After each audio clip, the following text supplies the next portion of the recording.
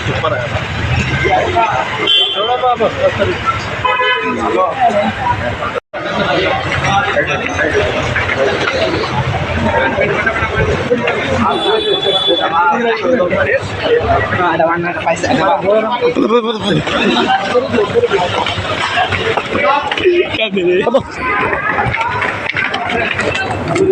కార్యక్రమానికి హాజరైన Telugu Desam party polit bureau సభ్యులు గారికి అలాగే కడప శాసనసభ్యురాలు మాధవి రెడ్డి గారికి స్వాగతం సుస్వాగతం తెలియజేస్తూ ఉన్నాం.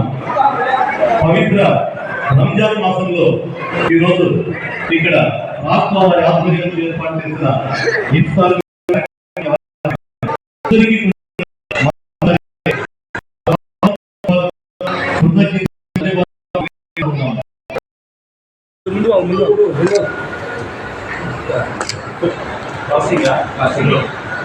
షొల్లు లోపలికైనా వస్తుంది. దగ్గరకు అవుతున్నా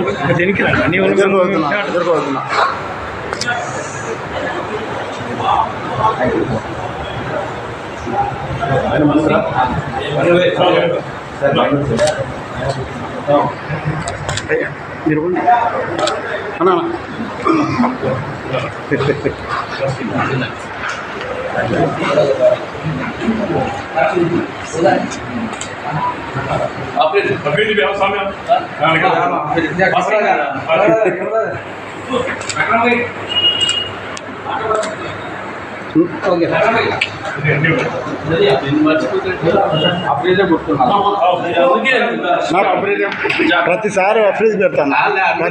ప్రతి ప్రోగ్రాంలో అన్నకు ఎవరు గుర్తు అఫ్రీజ్ అని బాగుంటాను. ప్రతి ప్రోగ్రాంలో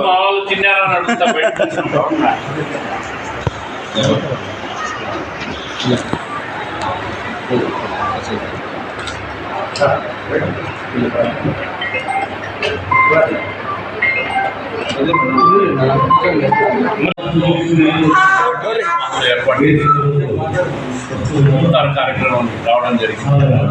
చాలా సంతోషంగా ఉంది. వాళ్ళందరూ కూడా నిత్యం ప్రజల కోసం సేవ చేస్తారు. ముఖ్యంగా ఎండాకాలం ఫ్రిడ్జ్లు కానీ ఏసీలు కానీ ఏ సమస్య వచ్చినా ఏ టెక్నీషియన్స్తోనే మనం పనిచేసుకుంటున్నాం. వాళ్ళే సమాజంలో నిజమైన కార్మికులుగా వాళ్ళ సమస్య మీద మన గౌరవ కడప ఎమ్మెల్యే గారు అసెంబ్లీలో మాట్లాడడంగా వాళ్ళ సమస్య మీద తెలుసారు.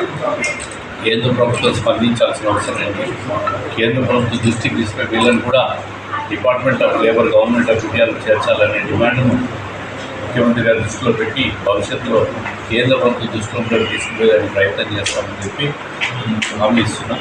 ఏది ఏమైనా ఈరోజు ఇఫ్తార్ కార్యక్రమంలో రాఫ్తా refrigeration and air conditioner association కార్మిక సోదరులతో ఇఫ్తార్ కార్యక్రమం పంచుకున్నందుకు చాలా సంతోషంగా ఉంది, ఆనందంగా ఉంది. వాళ్ళకందరికీ కూడా రంజాన్ శుభాకాంక్షలు తెలియజేస్తాం. వీరశేఖర్ యాదవ్ గారికి అలాగే మిగతా వాళ్ళకందరికీ రంజాన్ శుభాకాంక్షలు తెలియజేస్తున్నాను. నన్ను పిలిచినందుకు మరొకసారి ధన్యవాదాలు తెలియజేసుకుంటా ఉన్నాను.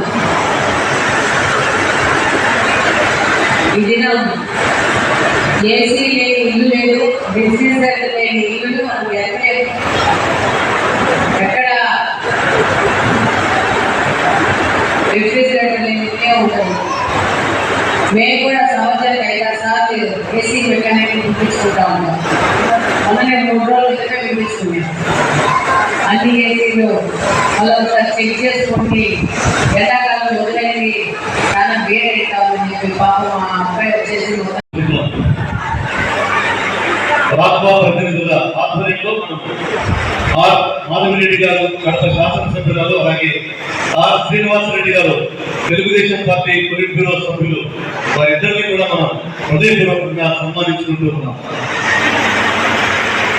రాబా ప్రతినిధులు అందరూ కూడా ఎక్కడ ఉన్నప్పుడు అందరూ కూడా ఈ కార్యక్రమంలో భాగస్వాములై ఒక మంచి ఫోటో కూడా వాళ్ళందరూ కూడా ఫోటో సెషన్ కూడా ఇందులో ముగించి ఈ కార్యక్రమానికి మనం